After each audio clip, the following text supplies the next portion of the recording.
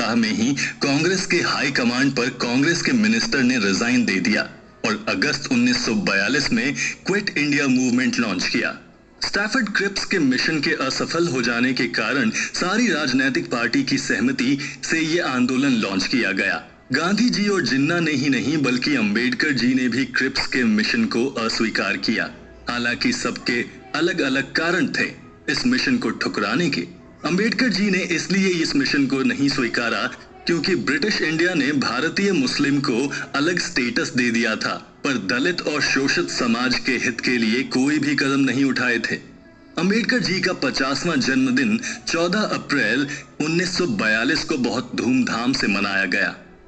शोषित और दलित समाज के लोगों ने ही नहीं बल्कि ऊंची जाति के हिंदू लीडरों ने भी बढ़ चढ़कर इसमें हिस्सा लिया। 19 अप्रैल को इनके जन्मदिन का जश्न चौपाटी में भी मनाया गया, जिसमें M.R. जयकर अध्यक्ष थे। इस अवसर पर जयकर ने कहा कि वो अंबेडकर जी को बचपन से जानते हैं। दलित समाज से उठकर आना, इतनी पढ़ाई करना और समाज को जोड़ने के कार्य में कार्यरत रहना, ये सिर्फ अंबेडकर जी ही कर सकते हैं। अंबेडकर जी ने स्थिति, इतिहास और धर्म को जाना, समझा और गहन अध्ययन किया, तब जाकर वो इस निष्कर्ष पर आए हैं कि अच्छे पुरुषों ने कभी अस्पृश्यता को मिटाने की सही ढंग से कोशिश ही नहीं की। इसलिए उन्होंने कैंपेन बनाए और उच्च जाति के हिंदू द्वारा फैलाई गई अस्पृश्यता की प्रथा को जड़ से उखाड़ फेंकने की कोशिश की। सिर्फ धार्मिक ही नहीं बल्कि आर्थिक और राजनीतिक स्थिति का भी सुधार किया। इस तरह से उन्होंने खुद को सच्चा देशभक्त साबित किया है। जून 1942 के तीसरे हफ्ते में ये अफवाह फैली कि वायसरॉय और भारत के गवर्नर जनरल अपने एग्जीक्यूटिव काउंसिल को बढ़ाने के बारे में सोच रहे हैं। उनकी सदस्यों की सूची में अंबेडकर जी का भी नाम था। इस अफवाह को प्रामाणिकता तब मिली जब ये खबर पक्की हो गई और रामस्वामी अय्यर, मोहम्मद उस्मान, अंबेडकर, जेपी श्रीवास्तव और जोगिंदर सिंह का नाम सदस्यों के लिए चुना गया था। अंबेडकर का नाम एग्जीक्यूटिव काउंसिल में शामिल करना बहुत ही प्रशंसनीय था। यहां तक कि कांग्रेस ने भी कहा कि इससे मजदूर तबके के लोगों का विकास अच्छे से हो पाएगा। ये पहली बार था जब किसी अस्पृश्य हिंदू का नाम एग्जीक्यूटिव काउंसिल में लिया गया था। इसके बाद ही Ambedkar all India depressed classes conference की सभा को संबोधित करने नागपुर चले गए थे। वहां जाकर उनके पास वायसरॉय का संदेश आया कि उन्हें एग्जीक्यूटिव काउंसिल के लेबर पोर्टफोलियो के लिए चुना गया है। बॉम्बे लौटने के बाद वो दिल्ली जाने के लिए जल्दी करने लगे। वायसरॉय का लेबर पोर्टफोलियो का पद उन्हें दिए जाने का कांग्रेस ने कड़ा विरोध किया। डिप्रेस्ड क्लासेस वेलफेयर एसोसिएशन द्वारा आयोजित एक रिसेप्शन पार्टी में अंबेडकर जी ने कहा कि उन्हें कभी भी ऊंचाई पर जाने का लोभ नहीं है। जब उन्हें लगने लगेगा कि वो मजदूरों का विकास नहीं कर पा रहे हैं तो वो इस पद से इस्तीफा दे देंगे। अगस्त 1942 में जब क्विट इंडिया आंदोलन की घोषणा हुई तो सितंबर 1942 में भारत की राजनीतिक स्थिति को देखते हुए सेंट्रल असेंबली में एक महत्वपूर्ण सभा हुई। इसमें अंबेडकर जी ने ये कहा कि क्विट इंडिया मूवमेंट, जो कि कांग्रेस पार्टी और गांधी जी द्वारा संचालित किया जा रहा है, वो अहिंसा का मूल तत्व भूलता जा रहा है। इसके बाद ही क्विट इंडिया मूवमेंट शुरू हुआ और पूरे देश में तहलका मच गया। उधर गांधी जी ने भी आगा खां पैलेस में 21 दिन का व्रत शुरू कर दिया। पूरा देश सदमे में था और एग्जीक्यूटिव काउंसिल के भारतीय सदस्यों के इस्तीफे की मांग भी उठने लगी, पर अंबेडकर जी इस्तीफा नहीं देना चाहते थे क्योंकि उन्हें लगता था कि लेबर तबके की तरक्की के लिए उनका एग्जीक्यूटिव काउंसिल में होना जरूरी है। स्टैंडिंग लेबर कमेटी का पहले ही गठन हो चुका था। उसकी तीसरी सभा बॉम्बे गवर्नमेंट सेक्रेटेरिएट में हुई।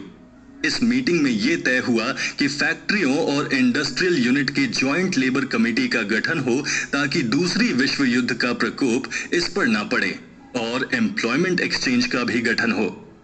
वो मजदूरों के लिए छत, खाना, पढ़ाई और जरूरत की सारी सामग्री का इंतजाम उनके मालिकों से कराना चाहते थे। अप्रैल 1944 में अंबेडकर जी ने एक बिल पास कराया जिसमें उन मजदूरों के हक और उनको छुट्टियों में भी वेतन दिए जाने की बात कही गई थी। उसके बाद ही गांधी जी को उनके स्वास्थ्य के चलते आगा खां पैलेस से रिहा कर दिया गया था। वो वहां से अपना उपचार कराने पंचगनी चले गए। राजगोपालाचारी द्वारा एक घोषणा कराई गई कि जिन्ना के लिए गांधी जी के पास कुछ ऑफर है, पर उसमें क्या है उसको नहीं प्रकट किया गया था। वीर सावरकर और साथ ही बहुत सारे भारतीय लीडर का मानना था कि ये उनके साथ धोखा हुआ है। हालांकि बाद में पता चल गया था कि इस संदेश में क्या है। अंबेडकर जी ने इस घटना को बहुत ही शांत तरीके से लिया और गांधी जी से पत्र के जरिए कहा कि हिंदू मुस्लिम के साथ साथ हिंदू और अस्पृश्यता के मसले को सुलझाना भी उतना ही जरूरी है। जिस पर गांधी जी ने उत्तर देते हुए कहा कि वो अंबेडकर जी की योग्यता से पूरी तरीके से वाकिफ हैं, वो उनके साथ काम करने के लिए बहुत इच्छुक हैं, पर उनके लिए ये मामला आस्था और धर्म का है और इसमें जो भी सुधार होगा वो हिंदू समाज के अंदर ही होगा। उन्होंने दलितों की समस्याओं का जड़ से समाधान निकालने का बहुत प्रयत्न किया। क्रिप्स मिशन के असफल होने के बाद सभी लीडर और पार्टी पुरजोर कोशिश में लग गई कि कैसे इस गतिरोध को हटाया जाए। इसके लिए भूला भाई देसाई और लियाकत अली खां में एक पैक्ट भी हुआ जिससे दोनों पार्टी एक साथ आ जाएं। लॉर्ड वेवेल, जो उस समय भारत के वाइसरॉय थे, लंदन के लिए रवाना हो गए ताकि वो वहां इस पैक्ट के बारे में चर्चा कर सकें। इस समय अंबेडकर जी भी भारत के भविष्य के बारे में सोच रहे थे।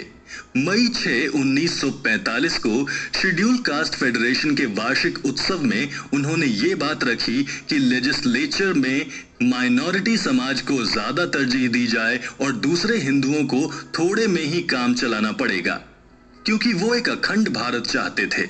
इसलिए उन्होंने मुस्लिम लीग से ये अपील की कि वो उनके प्लान को स्वीकार कर लें, क्योंकि ये उन्हें ज्यादा सुरक्षा देगा और उनके हिंदू प्रधानता के भय को भी कम करेगा। इसका प्रमुख उद्देश्य नीची जाति के लोगों को बढ़ावा देना था। अंबेडकर जी के इस फैसले पर कांग्रेस पार्टी के साथ साथ सबने बहुत आलोचना की। लॉर्ड वेवेल ने भारत लौटने के बाद सारे कांग्रेस लीडर को जेल से छोड़ दिया और उनके शिमला में एक मीटिंग रखी। अंबेडकर जी ने इसमें भाग नहीं लिया तो वो सभा अंतरिम मिनिस्ट्री के गठन के प्रश्न पर ही रुक गई। कांग्रेस ने अपने मुस्लिम लीडर रखने की बात कही तो वहीं पर जिन्ना चाहते थे कि अंतरिम मिनिस्ट्री में मुस्लिम लीग से ही किसी को सदस्य बनाया जाए। विश्व की राजनीति में भी उठापटक चल रही थी। उधर जापान में हिरोशिमा और नागासाकी पर बम गिराए जाने के बाद सरेंडर कर दिया था, तो दूसरी तरफ हिटलर की डिफेंस सेना भी कम पड़ती जा रही थी। लॉर्ड वेवेल फिर इंग्लैंड का दौरा करके वापस आए। इधर सारी राजनीतिक दल भी इलेक्शन के लिए जोर शोर से लग गए। कांग्रेस पार्टी ने अपना कैंपेन क्विट इंडिया नारे से किया, मुस्लिम लीग ने पाकिस्तान या नहीं स्लोगन से किया, तो हिंदू महासभा ने आजादी और अखंडता से किया। अंबेडकर की शेड्यूल कास्ट फेडरेशन तो मानो गहरे संकट में थी, क्योंकि ना ही उनके पास पैसे थे और ना ही मशीनरी। उन्होंने पूना में एक मीटिंग रखी जिसमें उन्होंने शोषित तबके के लोगों को प्रोत्साहित करते हुए कहा कि राजनीतिक ताकत अब उन्हें लेनी होगी। ऐसी ही कई मीटिंग उन्होंने अहमदाबाद, अकोला, नागपुर और मद्रास में की। ऐसा करते हुए उन्होंने अपने काम को कभी भी अनदेखा नहीं किया।